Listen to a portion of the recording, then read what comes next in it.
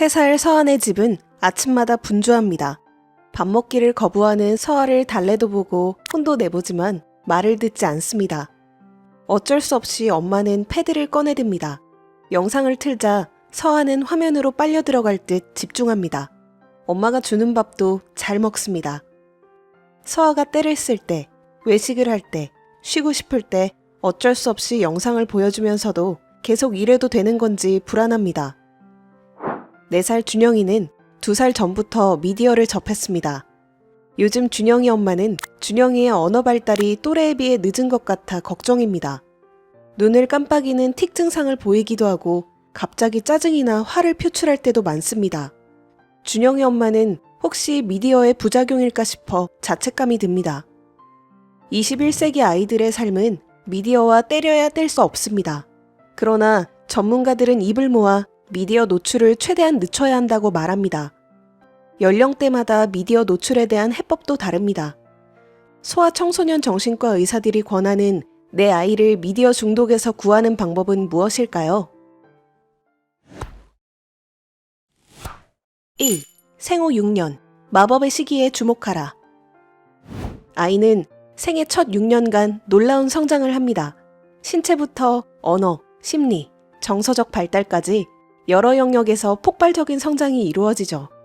두뇌 역시 비약적으로 성장하는데 이 시기가 지나면 뇌의 가지치기가 시작됩니다. 6년 동안 자주 사용한 부위는 남기고 그렇지 않은 부위는 쳐내는 것입니다.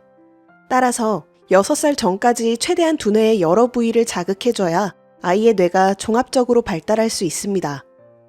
그런데 미디어를 사용할 때 아이들은 뇌의 특정 부위만 사용합니다.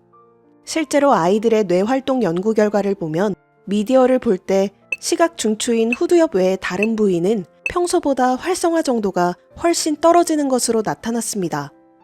사고력과 자기 조절력, 문제 해결 능력을 관장하는 전두엽은 만 3세경부터 활발하게 발달합니다.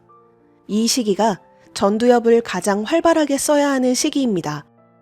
그런데 이 시기에 미디어에 만성적으로 노출되면 아이는 직관적이고 즉각적인 자극을 전두엽을 거치지 않고 흡수하게 됩니다. 그러면 곰곰이 생각하거나 주의 집중을 유지할 힘을 키우지 못하고 즉각적인 만족감을 주는 자극만 쫓게 되죠. 이것이 반복되면 집중력 저하, 문해력 저하로 이어집니다. 만 2세 전 하루 2시간 이상 미디어를 본 아이들은 그렇지 않은 아이들에 비해 언어 발달이 늦다는 연구 결과도 있습니다. 아이는 부모의 제스처와 입모양, 소리를 모방하며 언어를 배우는데 미디어는 일방향적이기에 언어 발달이 지연되는 것입니다. 이 시기에 무엇보다 중요한 것은 놀이와 신체 활동입니다. 아이들은 누가 강요하지 않아도 스스로 놀잇감을 찾습니다.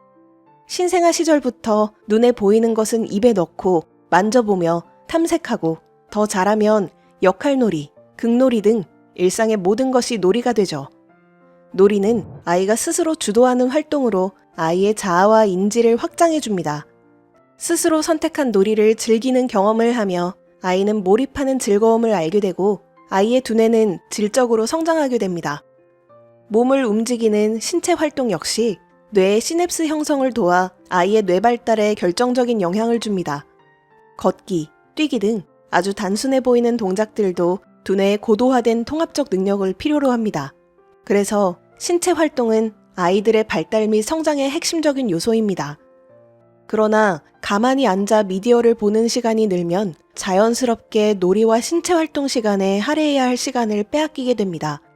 결국 아이의 뇌를 종합적으로 발달시키려면 미디어를 최대한 멀리하고 놀이와 신체 활동을 할 수 있게 부모가 이끌어야 합니다. 2. 3C를 기억하라. 앞서 말했듯 초기 6년간 아이들에게 부모의 영향력은 절대적입니다. 이 시기에 미디어를 조절하기 위해서는 3C를 기억하면 좋습니다.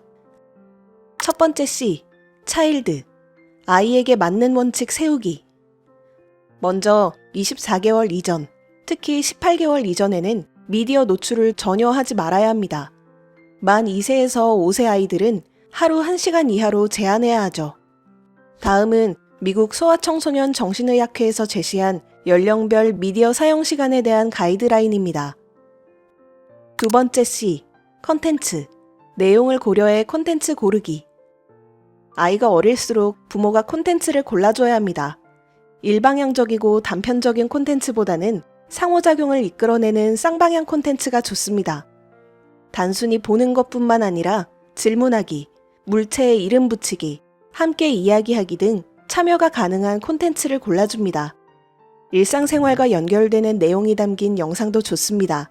또래의 우정, 일상생활의 규칙 등 아이가 현실 세계에서 적용할 수 있는 콘텐츠 위주로 선별해주세요. 세 번째 C. 컨텍스트. 상황 고려하기. 마지막으로 각 가정의 미디어 사용 환경을 고려해야 합니다.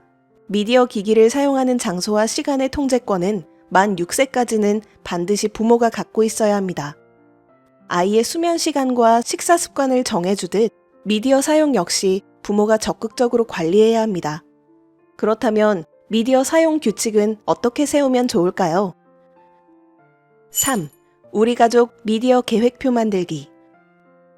아이의 미디어 사용을 효과적으로 조절하려면 가족이 함께 가족 미디어 계획을 세우는 것이 좋습니다. 다음은 가족 미디어 계획에 꼭 포함해야 하는 내용입니다. 오프라인 활동 만들기. 아이의 미디어 사용을 줄이기 위해서는 미디어 대신 오프라인에서 할 수 있는 활동을 만들어야 합니다. 매일 정해진 시간에 모두가 같이 할 수 있는 취미 활동을 찾아보세요. 같이 운동을 할 수도 있고 가족 모두가 참여할 수 있는 봉사활동도 좋습니다. 미디어 없는 시간, 공간 만들기. 특정 시간, 특정 장소에서 미디어 사용이 습관이 되면 좋지 않습니다. 식사 시간이나 자기 전에는 스마트폰을 모아서 상자에 넣어두는 등 규칙을 정합니다. TV, 라디오 꺼두기. 집이 적막해서 TV를 켜두는 습관이 있다면 꼭 꺼두어야 합니다. TV 소리는 아이가 놀이를 찾거나 무언가에 몰입하는 것을 방해합니다. 특히 아이가 어릴수록 언어 발달에 방해가 되는데 TV 소리에 주의가 분산되어 부모와 아이가 소통하지 못하게 만들기 때문입니다. 이런 방식으로 가족의 미디어 계획표를 만들면 부모 역시 미디어 사용을 줄일 수 있고 자녀와의 애착을 단단하게 만들 수 있습니다. 소아정신건강의학과 의사들이 전하는 미디어 세상에서 현명한 부모로 사는 방법. 중독되는 아이들. 이 콘텐츠가 도움이 되었다면 구독과 좋아요를 눌러주세요.